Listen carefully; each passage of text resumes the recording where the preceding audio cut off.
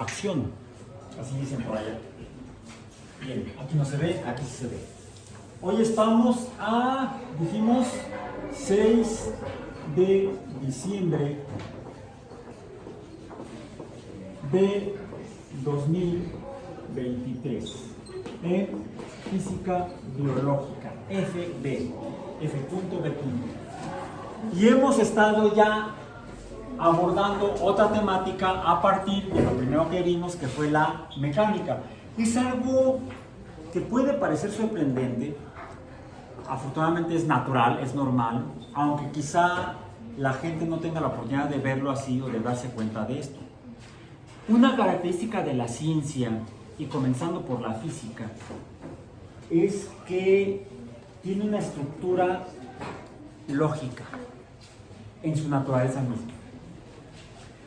De A se surge B, planteando los axiomas básicos, los principios básicos que podrían parecer arbitrarios en un momento dado, casi hasta dogmáticos, como si fuera una religión. Finalmente no corresponden a dogmas porque se confirman a lo largo del proceso del desarrollo y la generación del conocimiento con base en ciencia. Comenzamos, dijimos que para conocer necesitamos observar y medir, y medimos con cantidades. Ya las mencioné otra vez: la longitud, el tiempo, la masa, por ejemplo, que son las tres que vamos a seguir usando por el momento. Y de la longitud, estas por eso se les llaman básicas.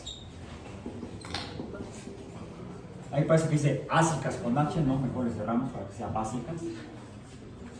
Y de las básicas se producen otras a las que llamamos derivadas, que en el caso de la longitud, de manera directa nos puede dar ya no pongamos la L cuadrada, sino pongamos una vez esas cantidades derivadas, que son el área y el volumen, por ejemplo. ¿Bien?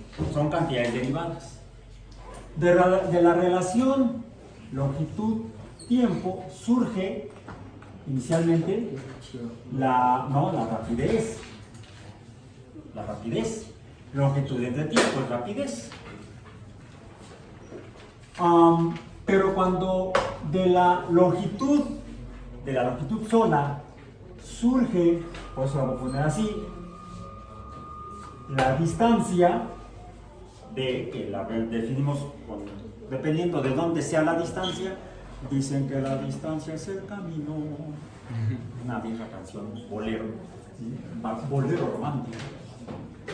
La música que llegó para quedarse, decían en aquella vieja estación de radio.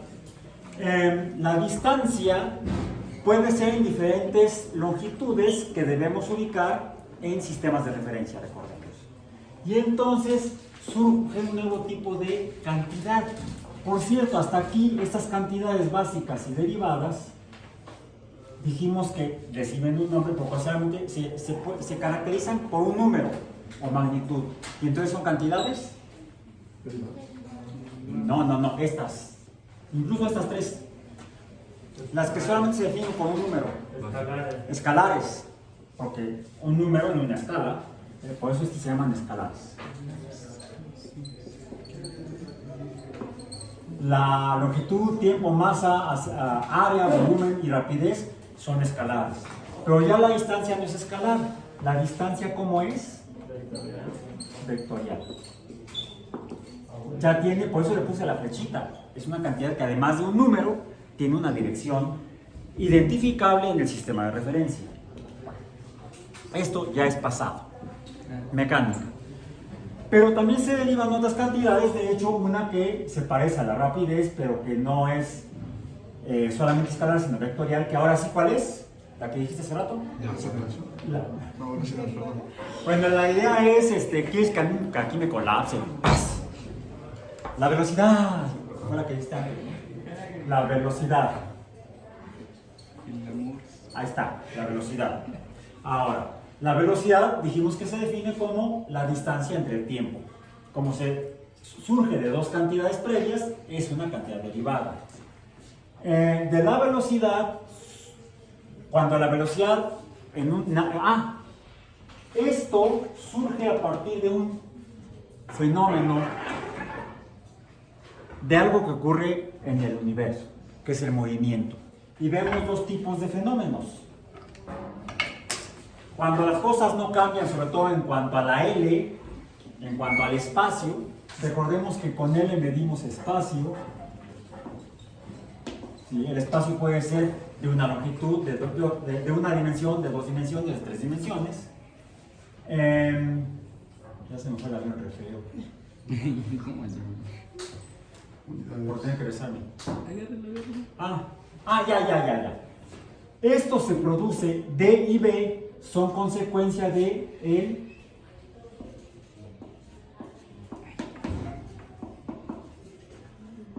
porque el movimiento es cambio de posición en el espacio que se mide mediante longitudes y eso es lo que llamamos distancia. La distancia implica movimiento. Bien. Ahora, si la distancia vale 0, ¿cómo se llama eso? Si D es igual a 0, entonces es reposo. Por lo tanto, también la velocidad, hay que poner la flechita, aunque no se mueva, también vale 0. ¿Sí? Si la velocidad es 0, es reposo. Pero si la velocidad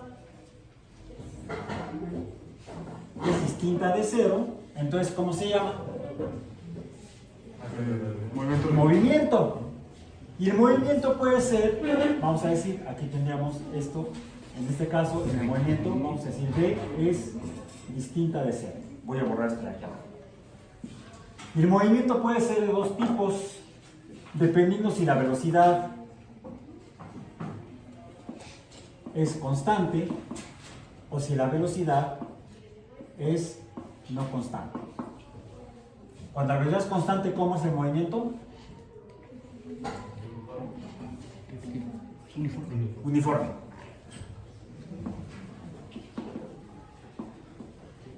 Ok. Si la velocidad no es constante, es movimiento, formalmente movimiento, que sería variable. Cuando la velocidad cambia, entonces surge, ahora sí, ¿cuál cantidad? La aceleración, la voy a poner aquí, que también es vectorial. Entonces, la aceleración es cambio en el movimiento. Cuando es variable, variable significa que hay cambio en B. ¿Sí? La B cambia. Si B no es constante es porque está cambiando. Si está cambiando, entonces es aceleración. Pero lo que existe en el universo, todo lo que existe en el universo, bueno, digamos casi todo, o quizá al menos la mitad, ¿sí? Ahorita los cosmólogos están devanándose el seso para ver realmente cómo es lo que hay en el universo. ¿Sí? Se dice que la mitad, bueno, diríamos que al menos la mitad de lo que hay en el universo es, lo medimos con otra cantidad. ¿Cuál? Masa, materia. Recuerda, con la longitud medimos espacio, también con el área, el volumen. Con la M, la masa, medimos materia. M es de masa. Y lo que medimos es la materia, la cantidad de la materia, y se mide mediante, bueno, lo que medimos la materia, la cantidad de la masa. Lo estaba diciendo al revés. Entonces, lo que puede estar en reposo puede ser una masa en reposo, o puede ser una masa en movimiento. Y entonces debemos considerar esta cantidad con estas otras cantidades que también estamos midiendo. Cuando combinamos, dijimos, la masa o multiplicamos la masa por la velocidad, surge una otra cantidad derivada. ¿Cuál es? Fuerza. No, tú insistes en colapsarme. ¿Cuál? MB. Consulten su apunte, recuerden que se vale. No, nos había hecho otro nombre. momento, o que lo entendemos como la cantidad de movimiento. Nos podemos llamarle cantidad de movimiento y dejar esa palabreja dominguera de los físicos en el cajón. Es la cantidad de movimiento que representamos, dijimos, con la letra P minúscula, que también tendría que ser vectorial, porque de toda cantidad vectorial, como la distancia, se produce una cantidad vectorial. De la velocidad se produce una cantidad vectorial que es la aceleración, y si del momento se produce la velocidad que es vectorial, el momento también es vectorial. Ahora, pero cuando tenemos o juntamos la aceleración con la masa, surge, vamos a decir que esta unidad acá, la materia está en movimiento no uniforme. Si es movimiento uniforme, entonces sí hay un valor de momento, y el momento no cambia porque la velocidad es uniforme. La cantidad de movimiento sería m por v. Por ejemplo, para la pelota, tengo de tenis, para que sea un servicio. A ver, allá. Entonces sí, hay que traer casco entonces. ¿Dónde quedó la bolita? No sé. Ni para cachar, sí. ¿Dónde quedó? Bolita, por favor. Cóbreselas, por favor. Si es un alacrán, te pica. A ver. Ok. ¿Qué fue lo que ocurrió ahorita? Hubo un movimiento, 50 gramos más o menos. Si midiéramos la velocidad, podríamos calcular el momento de la pelota mientras estuvo moviendo. Ahorita, ¿cuál es su cantidad de movimiento? Cero, porque la velocidad es cero. No es cierto, ahorita se movió mi mano. Se movió con mi mano, pero una cosa es que se mueva sola y otra que se mueva con mi mano, porque entonces es toda la materia. Hoy como tal la pelota sigue teniendo cero, ¿no? Pero sí está en movimiento, ¿no? ¿Vale? Es como lo de los coches, que tú te subes y estás moviendo. Y se suma tu masa a la del carro o la masa del carro a la tuya. Cuando vas en un vehículo, la masa en movimiento es toda la que está en el vehículo, no solamente el vehículo. La cantidad de movimiento que vas a tener va a ser el producto de la suma de todas las masas. El producto, la suma de todas las masas multiplicada por la velocidad a la que se mueve es la cantidad de movimiento. Por eso la gente se muere cuando... A menos que... Se presiona. se deforme. Se deforme. ¿Por qué? La pelota está en reposo. Cuando cambia de posición una parte de la pelota, se pone en movimiento. Está aquí la orilla de la pelota, cuando la comprimo, se movió hacia allá. Esta parte de la pelota tuvo movimiento. ¿Han visto fotografías de alta velocidad de pelotas de tenis contra la raqueta? Se aplastan. ¿Sí? Hay una colisión ahí entre la raqueta y la pelota, y la cantidad de movimiento que tiene la pelota que va hacia el tenista sería 50 gramos por la velocidad de la pelota, colisiona con la raqueta, aun cuando la ponga así, aunque no mueva la raqueta, aunque la velocidad de la raqueta sea cero, la raqueta tiene masa. Y entonces vamos a tener el fenómeno de transmisión de movimiento. Si la raqueta no se mueve, la pelota tiene movimiento, ese movimiento tiene que irse a algún lado. ¿A dónde se va? A la deformación de la pelota. La materia que conforma la pelota cambia de posición y se lleva parte de la cantidad de movimiento. ¿La de béisbol? Alguien diría, bueno, es que esta pelota es sólida y esta también. Es evidente y es fácil ver que la pelota de tenis sus partes pueden cambiar de posición en el espacio, pueden moverse. La de béisbol parece que no. Alguien puede decir, ambas son sólidas. Bueno, sí, pero hay diferentes tipos de sólidos. Hay sólidos deformables, que son los que cambian su forma, principalmente cuando algo actúa sobre ellas y entonces cambian su forma. Ya no está completamente esférica, ahora está deformada. Y si intento hacer esto con esta, lo más probable es que se deformen mis dedos. ¿Bien? De hecho, si se deforman, ¿se fijan? Cuando yo comprimo, la yema de mis dedos aplasta. Pero la pelota pareciera que es no deformable. En general decimos que en cuanto a materia, bueno, fíjense, la materia se puede hoy en día la cantidad de materia sería constante, ¿sí? Pero puede cambiar la posición de cada poco de materia y entonces quizá esta parte de la pelota esté, vamos a decir, en reposo,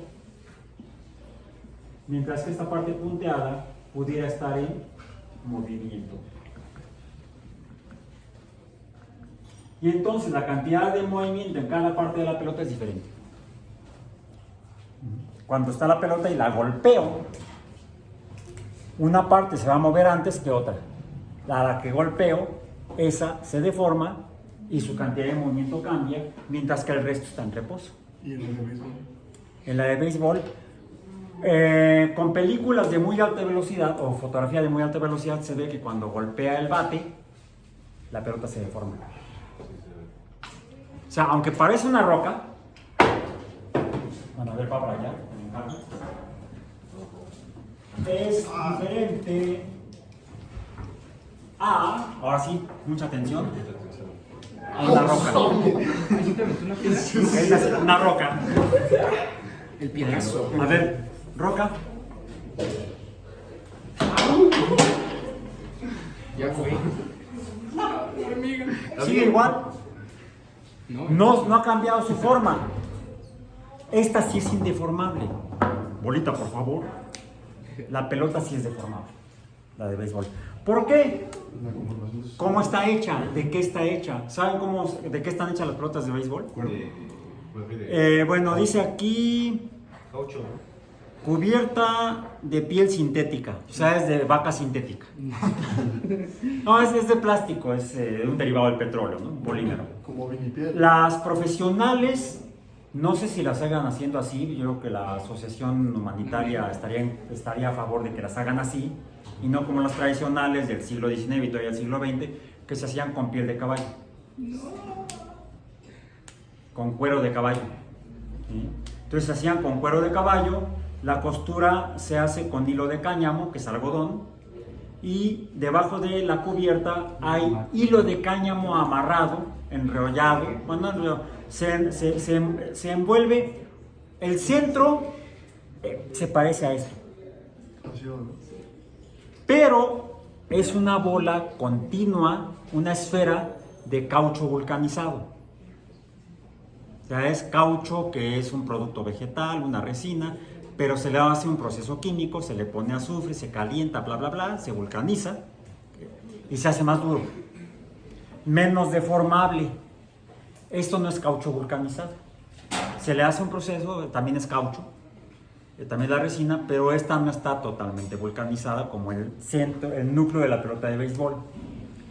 El núcleo de caucho vulcanizado se envuelve en hilo de cáñamo, que es de algodón, que ese es un tejido vegetal, de hecho son azúcares, pero muy, muy, muy estirado y muy empacado, de modo que queda como si fuera sólida, pero no es sólida, indeformable como esta roca. Esta roca en realidad está formada por elementos químicos metálicos, ¿sí? Minerales. La mayor parte de los minerales que componen a las rocas, de las que está hecha la Tierra, están conformadas por níquel y hierro. ¿Sí? Entonces, esto, pues es difícil cambiarle la forma. Podríamos decir que este es un sólido indeformable, pero además es amorfo, no tiene una forma definida. Mientras que esto es esferoide, porque la costura hace que no sea una esfera perfecta, sería un sólido regular, pero este se deforma, este no. Podemos tener materia sólida, indeformable, materia sólida, deformable, alguna todavía más deformable. Bien, ok, más deformable. ¿Qué tan deformable? Ayer les mostré mi botella con agua azul. No salga sin ella. Si va a dar la clase de tema de hoy. Son pipí de coco. ¿Sí? Bueno, entonces, ¿qué pasa con el agua? Pues que cambia su forma. De hecho, tiene la forma del recipiente que lo contiene. Si yo pongo la roca en un recipiente, no cambia su forma. Si yo pongo las pelotas en un recipiente, no cambian su forma. Entonces podríamos definir así como a los sólidos. Es materia que tiene una forma propia, sea irregular o regular, y su forma no cambia simplemente por colocarlas en un recipiente. En cambio, los líquidos sí cambian su forma. También dicen que los líquidos se distinguen de los sólidos porque si yo le quito la tapa, empieza a derramarse, a fluir. Fluye con la gravedad. Déjate fluir, o sea, no. Si yo suelto la pelota, ¿fluye? No.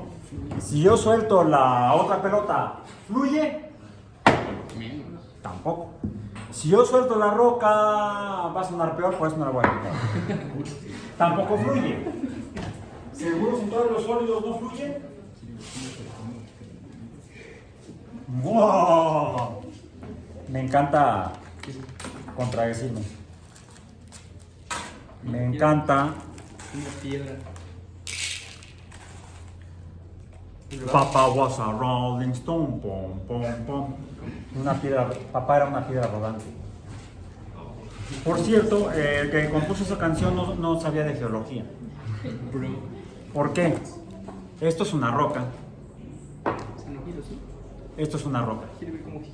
En geología, todas son rocas. ¡Ay! Me entró una roca en el ojo. No son piedras. En geología no son piedras, son rocas. ¿Sí? Si Jesús hubiera sido geólogo, entonces le hubiera dicho a Simón, el pescador: ahora ya no te llamarás Simón, te llamarás Rocco o Roque, porque sobre esta roca construiré mi iglesia. Ya ven que dicen que dijo sobre esta piedra construiré mi iglesia, por eso le puso Pedro, de piedra. No, Jesús no era geólogo. Era piedra mármol. Con una lata. Bueno, los sólidos no fluyen.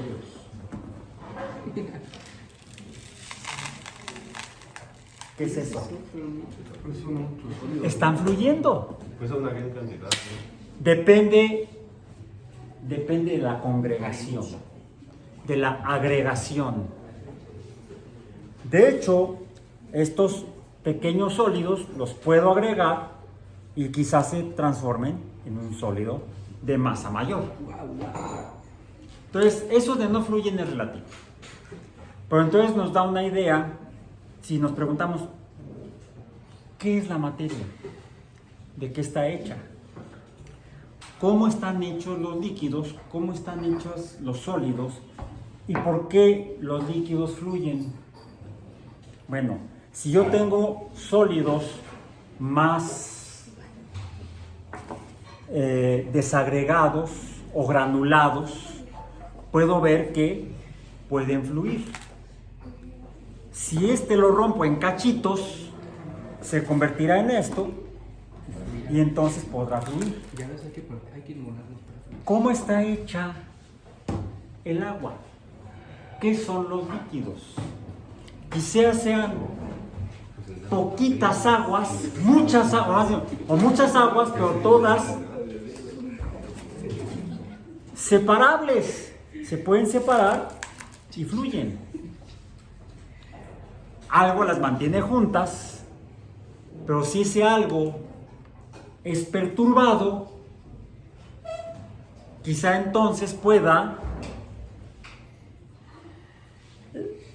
el fluir. ¿Qué es? Movimiento.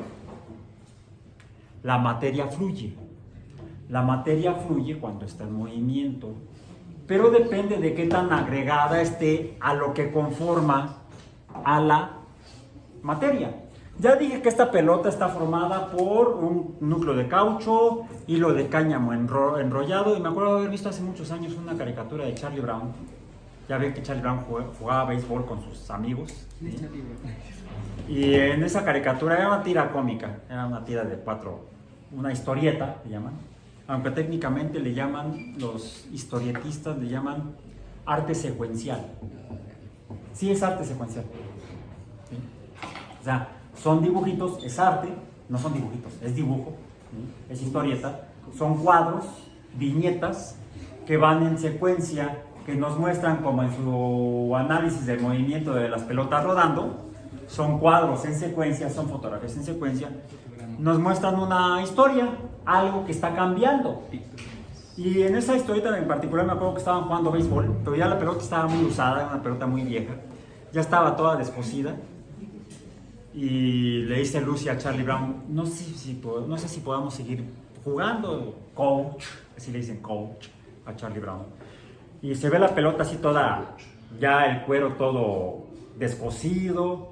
Dice, no importa, tenemos que seguir con el juego. Entonces se para Charlie Brown en la lomita del piche, la lanza, y cuando la lanza, se cae el cuero, finalmente, y el hilo se empieza a desenrollar. Como si estuviera fluyendo. Al final, cuando llega la pelota arriba del plato y van a batear, nada más llega el último hilo y ¡pam! Se acabó el juego, por falta de pelota. Bueno, entonces, como se dan cuenta, a veces los conceptos físicos son relativos, no son absolutos. Como por ejemplo, ¿qué es un sólido? Pues identificamos al menos dos tipos de sólidos.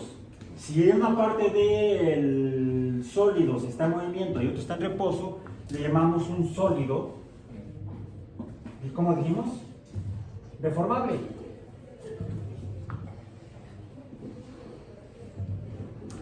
Los líquidos, esto sería sólido, los líquidos, ¿cómo serían? Son deformables. Una diferencia entre los líquidos y los sólidos es que mientras que todos los líquidos son deformables, no encontramos líquidos indeformables, podemos tener sólidos de dos tipos, deformables e indeformables. En cuanto a lo que vimos previamente de las colisiones, bueno, un sólido deformable se comporta diferente, indeformable, porque este sería a gran escala, así a simple vista, parece que no se deforma. Un sólido deformable se comporta diferente. Pero también depende de qué material esté hecho. Fíjense, esta pelota de látex se parece a esta pelota de látex. Es casi el mismo material. Y sin embargo ambas, déjenme quitar esto de aquí, lo voy a hacer acá, vean, se comportan diferente. Ambas partieron del mismo punto, llegaron a la misma velocidad a la mesa. ¿Y qué pasó? Ambas se deben haber deformado al colisionar con la mesa, pero mientras que la pelota de tenis tomó parte del movimiento y entonces se pudo mover más, esta se movió menos, digamos, rebotó más la de tenis que la de squash. ¿Por qué? ¿Por qué? Porque esta sería más deformable que esta. El movimiento, cuando se da la colisión, ¿a dónde pasa? Debería pasar a la mesa y la mesa debería moverse para abajo, con todo el planeta. ¡Ah! No, qué bueno que no sucede. No arrojes la pelota. Nos vas a hacer que vayamos todos para allá. No, afortunadamente no, la masa de la tira es demasiado grande y entonces la cantidad de movimiento le regresa al objeto que colisiona con la tierra. Se han caído y han rebotado, ¿verdad? Más o menos depende de qué tan deformable sea uno. Pues cuando choque sí rebote. ¿Qué te puedo decir yo? ¿Qué te puedo decir yo? No exactamente. No exactamente. Sino más bien.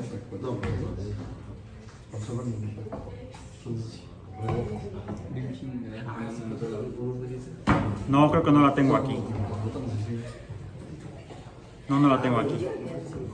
De cuando caí y no reboté, me partí el maxilar en 3.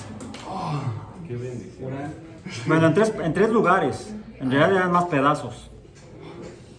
Lo que pasó es que me distraje y mi perro me tiró. Súper perro bien inocente.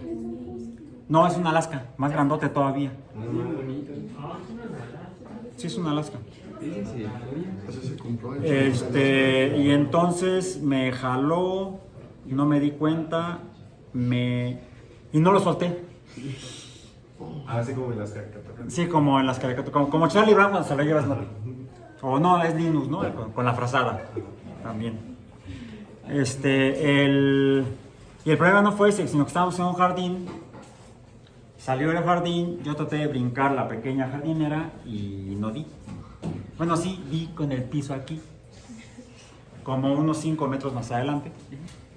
Mi enclenque masa, el problema no era la masa, sino la velocidad con la que colisioné con la tierra. Y a veces los sólidos no son tan sólidos. Cuando los sólidos, la cantidad de son indeformables, y la cantidad de movimiento es muy grande, y colisionan con una masa indeformable. Cuando indeformable choca con indeformable, se produce una colisión elástica.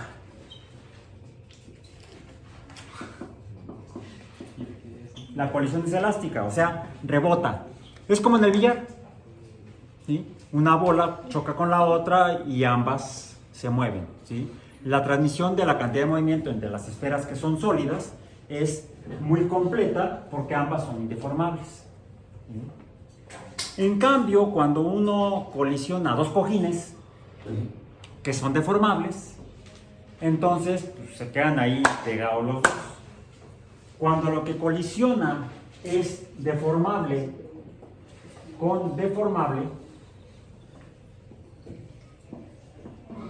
se produce una colisión inelástica. Esto sí hay que memorizarlo, tal vez, porque es antiintuitivo de acuerdo al lenguaje común y corriente de la calle. ¿Cómo le llamaría la gente a esta pelota que hace esto?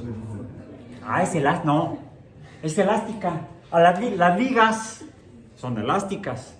Los resortes son elásticos. No, son deformables. Aquí el lenguaje de la física es distinto al lenguaje de la calle. ¿Sí? Sí, el lenguaje coloquial de la calle. Si los objetos son deformables, como las pelotas de látex, y chocan, la colisión o el choque es inelástico. Y la cantidad de movimiento se pasa a cada parte del objeto de la pelota que colisionó. Por eso se deforma. Cada poquito de pelota se lleva un poco de movimiento. Como las esferas, las bolas de billar son indeformables, cuando colisionan, el movimiento de una se le pasa completamente a la otra, como en la cuna de Newton. En la cuna de Newton se tiene que hacer con esferas indeformables. Si ustedes hacen una cuna de Newton con esferas deformables, Da ahí por todos lados. ¡pam, pam, pam! Y ya. ¿Sí? Porque la cantidad de movimiento de la esfera que choca se distribuye en la misma esfera que chocó, y en la primera con la que chocó, esa cantidad de movimiento se va en la parte deformable. Sobre todo si toda es deformable, como por ejemplo, inténtenlo con globos pequeñitos llenos de agua. O sea, no lo inflen con agua a lo más, sino que quede muy deformable el látex. Entonces se va a poder mover. Ustedes dejan caer un globo inflado así con esa cantidad de agua y no va a rebotar ni se va a romper, sino que va a deformarse y va a ser muan, muan, como si fuera moco de King Kong. ¿Sí? ¿Cómo es el moco de King Kong? Deformable. ¿Sí? Los líquidos son deformables. Cuando el agua cae y colisiona, cada poco de agua se lleva un poco de cantidad de movimiento. Por eso es que sucede así. No sé si pensé que era una roquita de las que se me cayó. Bien, una roquita, una piedrita. Bien, pues es muy relativo el llamar, pero así lo vamos a hacer de cualquier manera, o la clasificación de la materia en física en sólidos, líquidos y otras formas de materia que vamos a ver después. Bien. Entonces ahorita reconocemos al menos dos tipos generales de materia, los sólidos y los líquidos, todos tienen masa y por lo tanto obedecen las leyes de la mecánica, de la cinemática y de la dinámica, de la cantidad de movimiento. Y la otra, que fue la que dijiste, ahora sí, Fuerza. masa por aceleración es igual, finalmente coincidimos a la fuerza. Ahí está la fuerza, así era, efectivamente. ¿Sí? Digamos que cuando un objeto deformable está en movimiento acelerado, tiene una magnitud de fuerza mientras esté cambiando la velocidad. Recuerden que existe aceleración siempre que la velocidad sea variable. Si la velocidad es uniforme, entonces no hay aceleración. O bueno, sí, vale cero. Ya dijimos que la aceleración puede ser positiva o negativa. De hecho, cuando colisionan, todos los objetos se desaceleran. La velocidad cambia y entonces se transmite el movimiento. ¿Cómo se va a transmitir el movimiento? Depende de, no solamente del estado de la materia, sino más bien de lo deformable que sea. Por eso es que los autos actualmente se hacen para que se desbaraten. Hubo un general muy famoso en la Segunda Guerra Mundial. Creo que ya lo mencioné tal vez en esta clase. El general George Patton. No. ¿Quién? No. Rommel, ese es otro. Pero Rommel murió, dicen que se suicidó. Sí, por haber traicionado al Führer. ¿Sí? Fue de los que conspiró en el intento de asesinato donde ahí donde hacían los planes, que un oficial llegó, dejó un portafolio con una bomba, alguien la movió, la puso detrás de una pata de este tamaño, ¿sí? Y eso fue lo que protegió a Hitler de la explosión de la bomba. Cuando se hizo la investigación, descubrieron que Rommel había formado parte de ella, de la conspiración para matar a Hitler, y entonces la versión oficial es que murió por heridas en un ataque aéreo. La versión no oficial es que se suicidó. O lo hicieron que se suicidara. Por haber participado. Bueno, ese fue breviario cultural de la Fundación Alba sobre la historia. Regresando al general norteamericano que en el frente en África sí se enfrentó a Rommel. George Patton y Rommel se enfrentaron, sus tropas, ellos no, pero sus tropas sí en Noráfrica. Bueno, terminó la guerra vivo el general Patton, no Rommel, y le encargaron administrar una región de Alemania, encargarse del gobierno de esa región, me parece que en Baviera, Bayern, en Baviera, donde hay unos bosques padrísimos, y el señor le gustaba, como buen gringo, le gustaba la cacería. Entonces, un buen día, poco antes de regresar a los Estados Unidos, fue a finales de 1945, antes de regresar finalmente a los Estados Unidos, se quiso tomar un día de cacería en los bosques de Baviera. Le pidió a su chofer y a un amigo que fuera, bueno, el amigo que lo acompañara y que el chofer los llevara de cacería. Ya, se subieron al auto, uno de esos autos viejos de la década de los 40. ¿Cómo eran? Parecían tanques. Parecía un tanque Sherman. O sea, autos de hierro pesados, la lámina así de gruesa, ¿sí? Que aguantaba. Van manejando el chofer por el camino, da la vuelta, bueno, iba a dar la vuelta en el camino, había un camión estacionado que no permitía ver la curva completa, da la vuelta y no ve que viene otro vehículo militar enfrente, entonces por esquivarlo, terminó chocando como a 40 kilómetros por hora con el camión que estaba estacionado. En aquel tiempo no existía el cinturón de seguridad. No, entonces salió. Entonces, la cantidad de movimiento del vehículo junto con los 3 pasajeros, cuando colisionó, se pasó casi directamente, porque el vehículo era prácticamente... el vehículo está guardado en un museo en Alemania y sí se pueden encontrar fotografías donde se ve la salpicadera abollada, pero abollada, no deshecha. ¿Sí?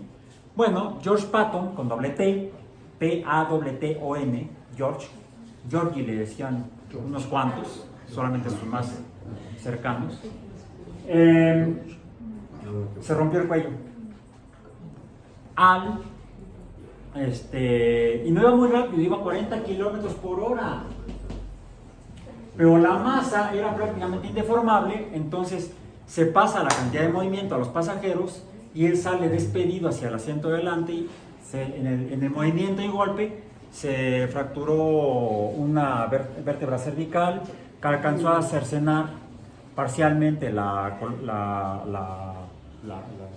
notocorda, hacia la biología, sí, lo que va dentro de la columna vertebral, y le produjo inicialmente parálisis del cuello para abajo. Eso afectó el funcionamiento de los órganos vitales y mes y medio después del accidente murió de un paro cardíaco. No murió por una bala ni suicidado, sino por un accidente a baja velocidad, por ir en un vehículo poco deformado. Bien. Pero también eso no es deformable. Ahora, el detalle es la velocidad, porque aunque sea deformable, si la cantidad de movimiento es muy grande, aunque sea deformable como los autos modernos, de hecho los autos modernos se deforman para que la gente no se muera. Además deben llevar, dice que es que está todo abollado, pues estás vivo. Sí, y con pocas lesiones tal vez. ¿Sí? Si los autos no se deformaran, el índice de mortandad sería tan alto como en la antigüedad. O incluso sería mayor porque los motores se han hecho más potentes. Por ejemplo, sí, Diana murió en el choque en la columna abajo del puente. Diana de Inglaterra, la princesa Diana. ¿Sí? ¿Por qué? Porque el chofer iba a 130 kilómetros por hora. Y Diana no tenía puesto el cinturón y ya existían los cinturones de seguridad. Y murió por al interior del vehículo por una causa similar a la que provocó la muerte de Patton. Al no tener el cinturón de seguridad, salió proyectada contra el asiento de adelante, se golpeó el pecho con el asiento de adelante y eso le provocó una laceración en las arterias del corazón y murió por eso.